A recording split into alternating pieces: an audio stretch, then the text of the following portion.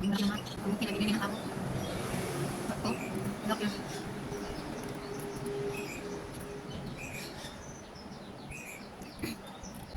Hira lang sila bumibili ng ano, bread. Bumibili ang kamote. Ako lang na kumakain ng kamote. Wala naman kumain na iba, ako lang. Ang ginagawa ko ngayon. Kamutik yun. Minsan kakain sila. Minsan pag magluluto ako, kulang din kumain.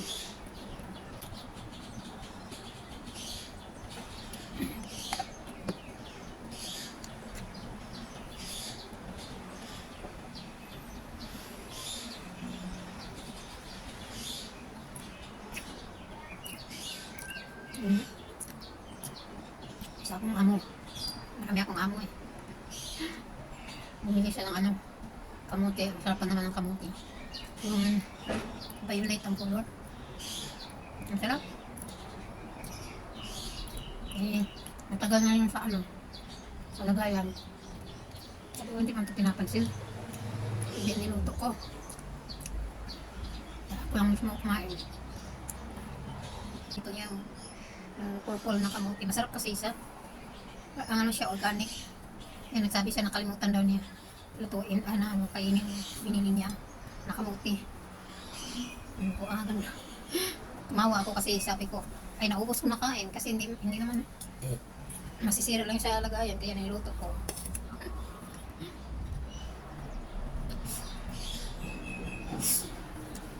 Kaya yun lang pinto ko, tapos ng kain ko, ito lutuin ko ulit kasi ano, matigas pa, kulang pa sa luto.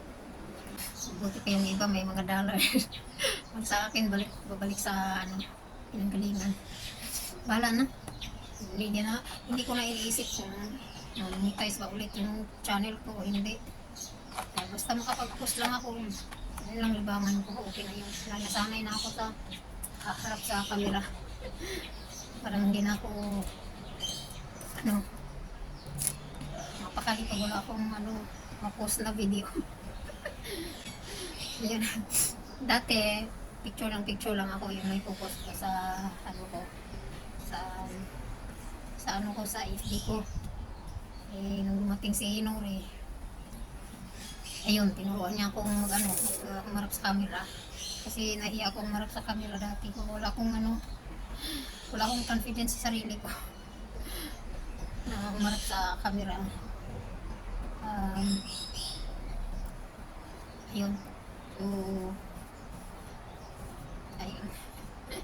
ayun, natutong umarap sa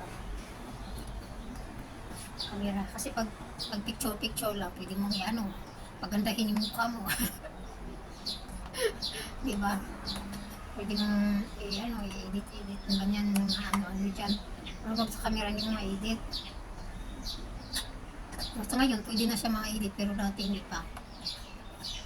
Pag-start ko, hindi ko alam mo paano mag-edit ang mga picture, mga video. Kasi hindi ako nag-install ng mga editing na ano.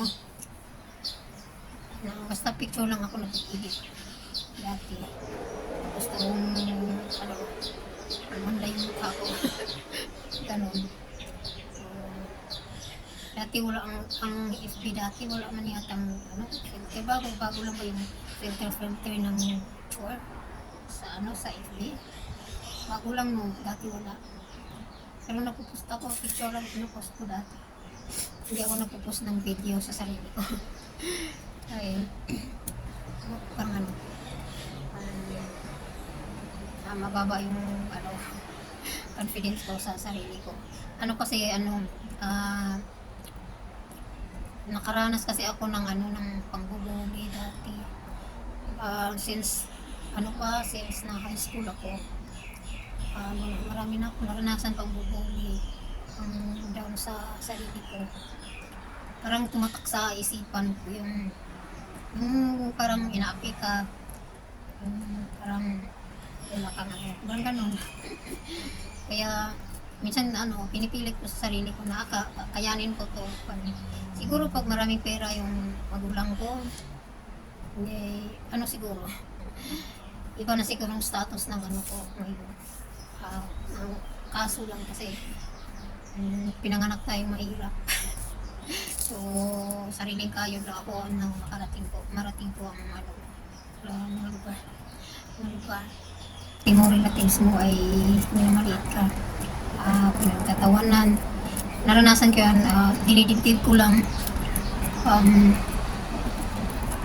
Kaya parang yun na talaga yung naisipan ko na basta ganun. Ang dami kong naranasan sa sarili ko. Ayan, so ayan ang pinto. Naranasan ko yung kinugupit-gupit yung damit ko, ginugupit-gupit talaga. Nung sa Cebu na yata ako nun, kainin ko pa to.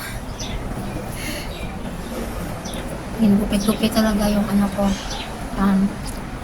damit ko. Yung lotion ko tinatapon sa uniduro, tsaka pinapalitan ng mantika.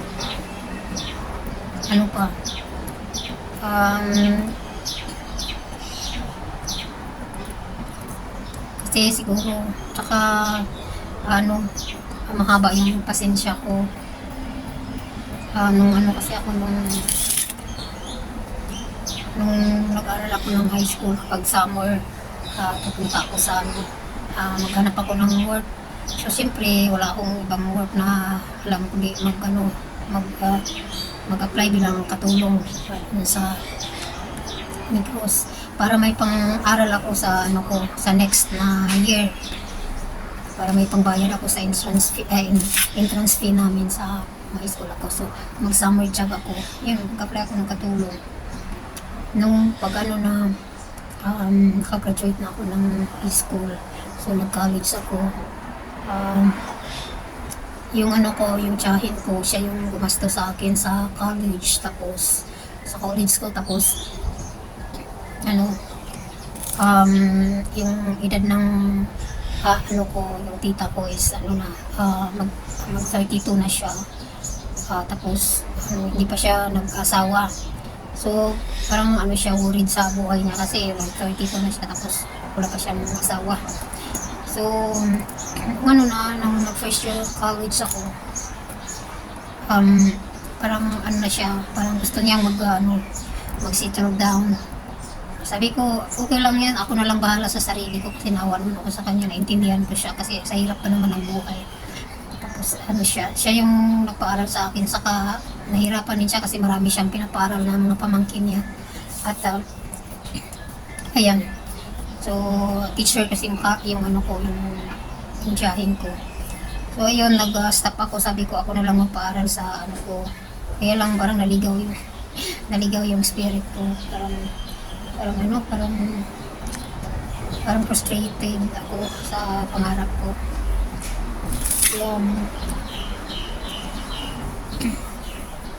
Kaya yung nanay ko naman ay hindi kayang magpaaral sa akin. So yun, pumunta ako ng Cebu, naghanap ako ng trabaho kasi gusto ko pag-aralin yung sarili ko, pero walang choice.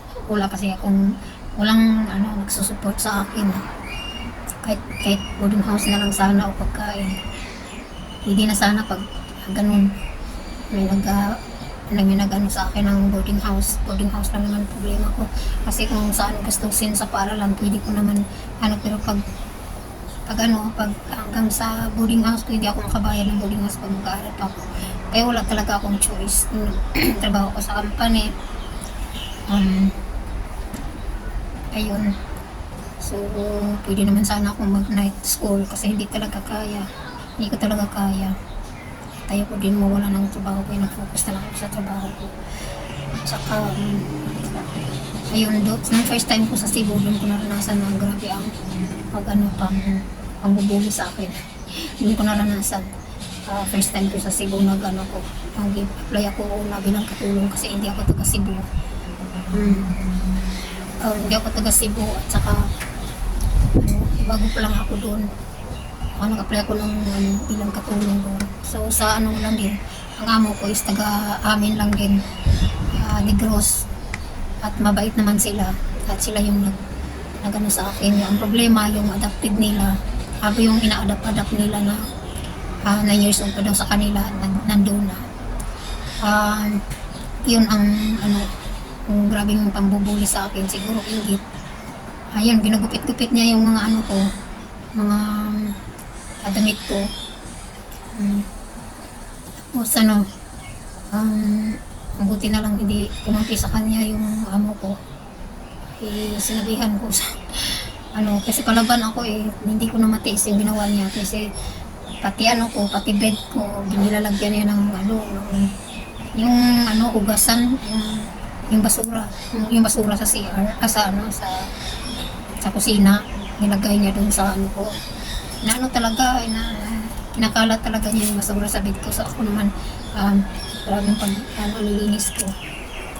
Tapos, pag maglilinis ako, sinasadya niya talaga. Uulitin niya yung paglilinis ko at pakita niya talaga sa amo ko na marami pang dumi na naiwan. O, grabe ang niya. Grabe, parang siya na yung, para pang kung sino na yan. Grabe yung pang niya. Tapos, nung nalaman ng kasi grabe ng away namin kasi hindi ko na kaya, pinatulan ko na. Nalaman ng amo ko na lalaki. Ayun, pinauwi siya. Ako naman, pareho kami pinalayas, kunyari, pinanapan lang ako ng boarding house. Pero pinalayas na yun. Pinalayas kami dalawa. Siya pinauwi. Ako naman, hinanapan ako ng boarding house. Tsaka, pinasok niya ako sa company ng mga hanger. Doon ako. Tapos, pinauwi niya. Sinabi niya sa akin na magbisita ka lang dito every Sunday. Dito ka lang pag every Sunday. Ganun. Mabait talaga yung amo ko, yung buruha. Ayun. So, dyan doon ako natuto. Tsaka, doon ako natuto na lumaban. Ayun, hindi ko na ipinto lahat kasi mahaba na. So, maraming salamat sa inyong lahat at sa mga baguhan. Huwag kalimutan i-like and share ng aking video. At, ayan. Tapos na tayo.